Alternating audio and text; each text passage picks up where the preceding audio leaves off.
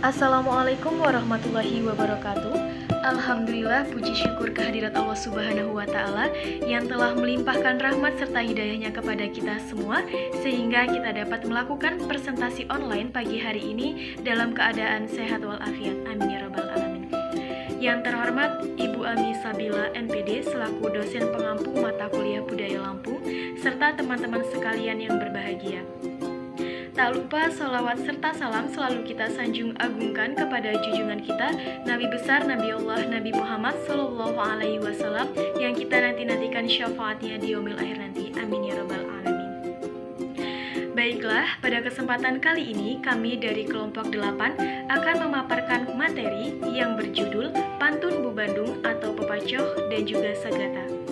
Dimohon kepada teman-teman sekalian agar dapat menyimak dan memperhatikan video presentasi dari kami. Apabila ada yang ingin ditanyakan dapat disampaikan pada sesi diskusi. Teman-teman, ada yang tahu apa itu pantun?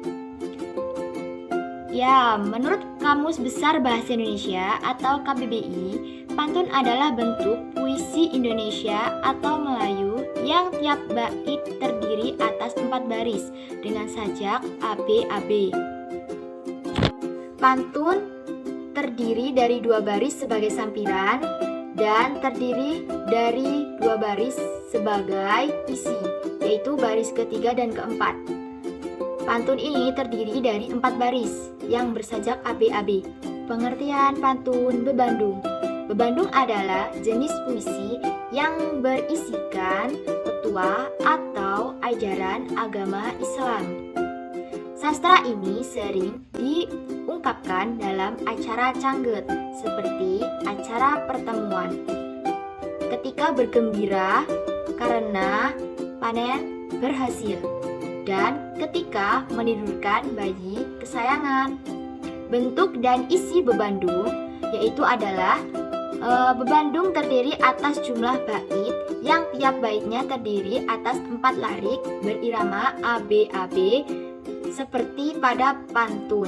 Bentuk pantun terdiri dari 2 baris sebagai sampiran dan isi terletak pada baris 3 dan 4. Sebagai pantun terdiri dari 4 baris dan bersajak ABAB. Menyampaikan bebandung biasanya dengan dinyanyikan tanpa diiringi alat musik tradisional, supaya amanat suatu pantun bebandung dapat dipahami serta dihayati oleh pendengar. Setiap bait-bait bebandung itu mengungkapkan awal manusia hidup di surga dan di akhirat. Ciri-ciri atau karakteristik Bu Bandung. Yang pertama, Bu Bandung Satehi berisikan nasihat agama maupun ajaran bermasyarakat.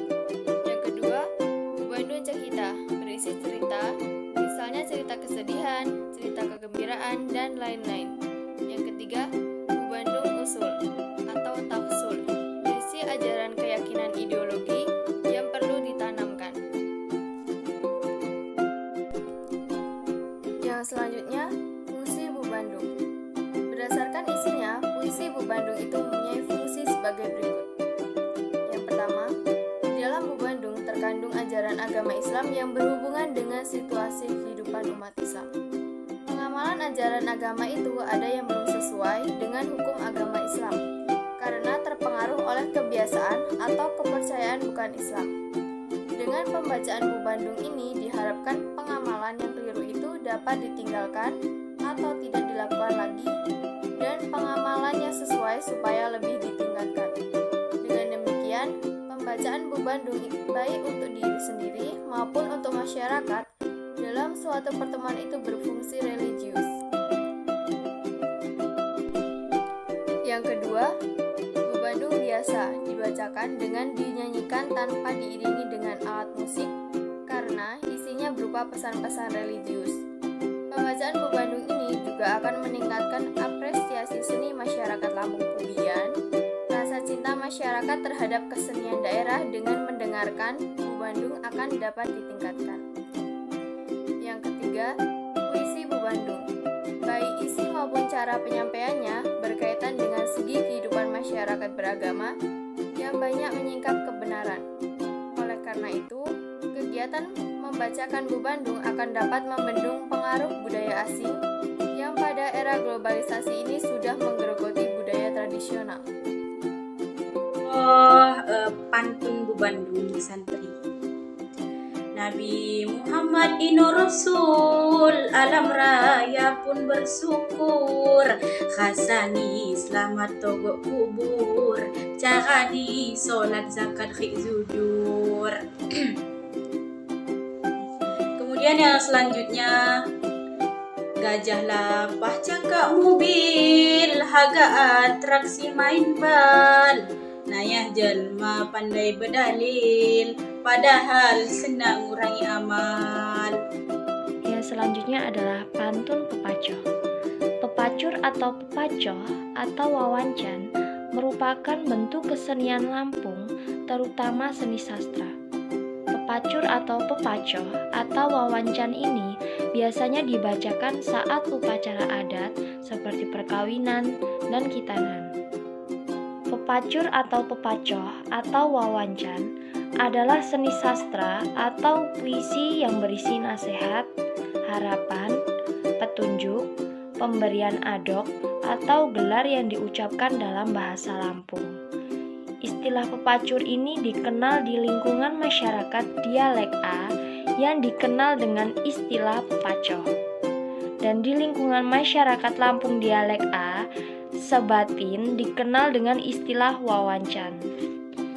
Pepacur atau pepacoh atau wawancan yang disampaikan oleh orang yang ahli dalam melakukan sesuai dengan iramanya.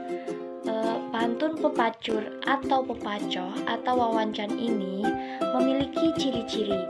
Yang pertama itu tidak ada pembukaan, yang kedua berisikan nasihat, yang ketiga memiliki pola ABAB, ABCD, ABC, ABC. Dan yang keempat dapat dilakukan di mana saja yang melakukan nasihat. Dan yang kelima terdiri atas sejumlah bait, terdiri atas 4 atau 6 baris. Jumlah bait tergantung pada sedikit atau banyaknya pesan yang telah disampaikan.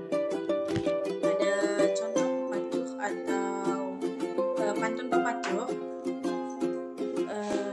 Contohnya seperti Bismillah babak kata salam pembukaan ni mahapun nadim puha senyini ahli wahi.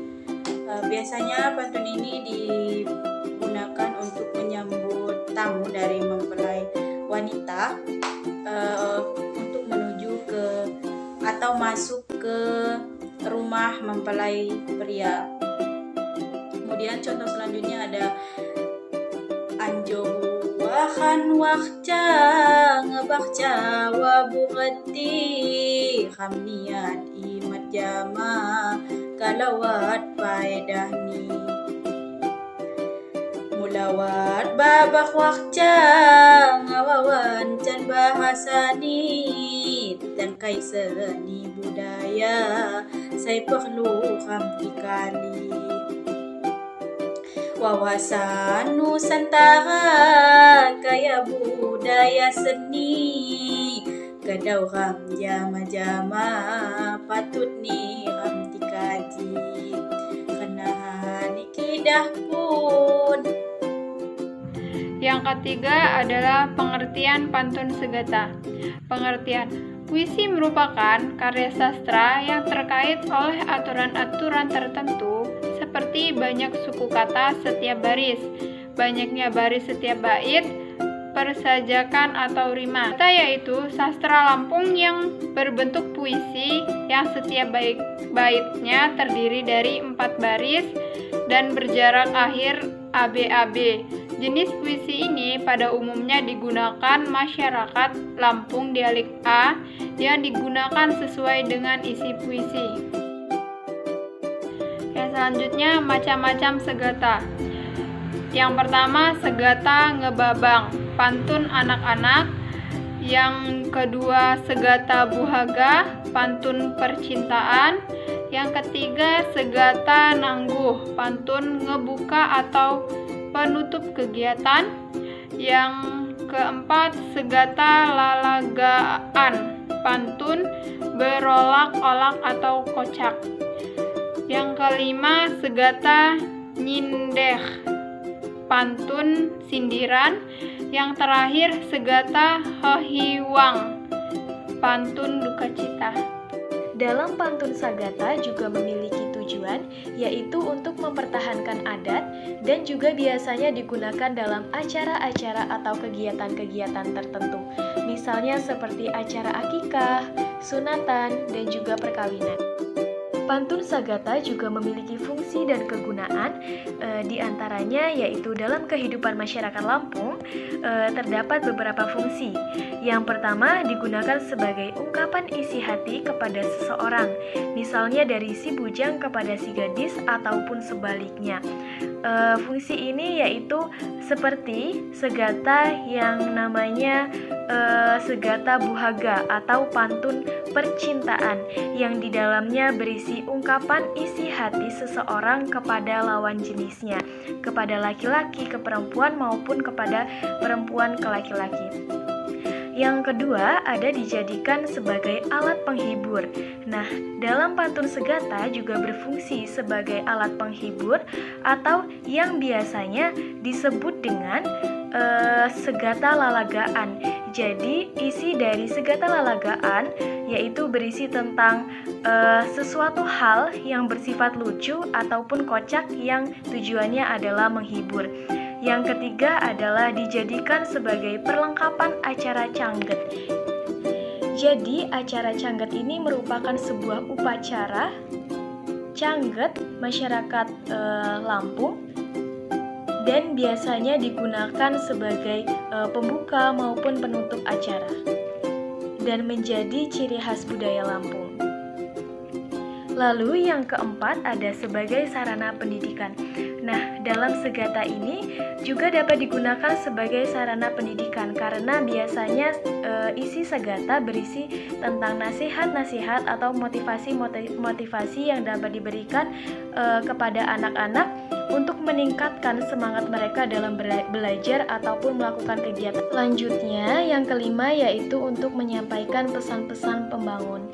Nah, dalam sebuah isi pantun sagata biasanya terdapat pesan-pesan yang disampaikan, entah itu pesan untuk orang tua, untuk anak-anak, ataupun hal yang lainnya yang biasanya bersifat untuk membangun ataupun memotivasi bagi pendengarnya. Lalu yang keenam ada sebagai sarana pembuka dan penutup suatu acara. Misalnya dalam acara perkawinan atau upacara cangget yang saya setelah sampaikan tadi, bahwasanya sagata dapat digunakan untuk membuka suatu acara, dapat juga digunakan untuk memeriahkan atau menjadi ciri khas acara tersebut, dan juga dalam penyelesaiannya atau penutup acara juga dapat ditutup dengan menggunakan pantun segata. Jadi, dapat diambil kesimpulan bahwa pantun bebandung atau pepacoh dan juga segata ialah sastra lisan Lampung yang berisi nasihat atau petuah dan juga ajaran yang berkenaan dengan agama Islam. Pantun tersebut juga memiliki bait. Pada setiap baitnya berjumlah 4 baris dan bersajak atau berirama AB-AB seperti pada puisi. Isi dari pantun tersebut bisa berupa nasihat, motivasi, atau hal-hal yang lainnya. Kemudian contoh dari segata ngangga ini. Contohnya seperti kuta dalom bukon lom, kang laya batu haja, kubidi kelom-kelom niat haga putungga. Kemudian segata nangguk atau pamitan. Bentuk pantun ini disampaikan oleh si gadis untuk berpamitan kepada si bujang. Kemudian dilakukan secara bergantian. Ini dilakukan sebagai pertemuan dalam suatu kegiatan perkawinan, seperti pembukaan perkawinan atau pantun sahut-sahutan yang lakukan dengan pencak silat. Pertama kan ada pantun, kemudian dilanjutkan dengan pencak silat. Contoh pantunnya seperti tuan rumah. Tuan rumah menyambut seperti contohnya, sikop bu hinjang kawai, ali-ali di jari, kawari sampai api kabah ni dudi. Kemudian tamu menyambut tamu menyampaikan pantun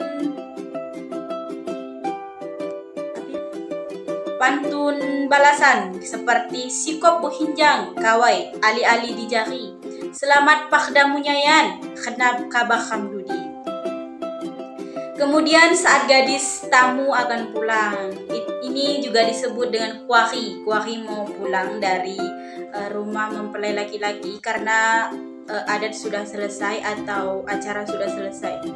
Contohnya seperti tamu atau tadi kuari. Contoh segatanya seperti kampulipang beti andanan nitarima, hanekan sitikani ngaharap kilo hila. Berarti apapun makanan yang kami makan di rumah ini harap kami minta diikhlaskan supaya tidak menjadi beban mereka saat atau pikiran mereka saat mereka pulang dari rumah tuan rumah tersebut. Kemudian tuan rumah menyaut atau membalas, ganta kodo kamlipang terima kasih sia hanean siti hidang makluah kimak khila. Berarti tamu tuan rumah atau tuan rumah tadi sudah mengikhlaskan atau sudah mengikhlaskanlah apa itu makanan-makanan yang memang sudah mereka siapkan. Jadi tidak ada yang maafnya kata tidak ada maksud tidak ikhlas ataupun sebagainya. Kemudian yang ke berikutnya, segata selelayu. Ini biasanya digunakan untuk menyindir orang karena kelemar-kelemar bertele-tele, orang yang malas-malasan. Bunyi segata ini menyatakan bagi pendengarnya karena bahasa dan katanya tidak teratur. Jadi ya sama, menyindir, tidak teratur, kasar sama. Contohnya seperti kadulohot ni emakku, ia cawa jama bapak, engok nyak ngamantu ki muliki cukuda. Berarti dia tidak menginginkan atau menyindir menantunya karena kata orang Lampung serong, lingu dia, lingu kenapa? Karena dia tidak senyum kepada mertuanya, contohnya seperti tidak ramah atau tidak menghargai seorang mertuanya. Dia kayak apa mak ini, kayak seperti itu. Jadi disindir oleh mertuanya yang seperti pantun yang tadi saya bacakan. Kemudian segata ijah tawai. Maaf, maksudnya segata ijah tawai. Segata ini berisi nasihat, ajaran dan pendidikan. Ini berisi nasihat. Contohnya seperti kadulohot ne emak. Tadi contohnya seperti wadda bingi dawah, bukti uat ni Tuhan. Dirimu kam kecah-kecah, munggak medoh bu iman. Baiklah, mungkin itu saja pemaparan materi yang dapat kami sampaikan. Apabila terdapat kesalahan dalam kami menyampaikan materi, kami mohon maaf. Untuk selanjutnya akan diadakan sesi diskusi. Baik, saya akhiri. Wabillahi taufiq wal hidayah. Wassalamualaikum warahmatullahi wabarakatuh.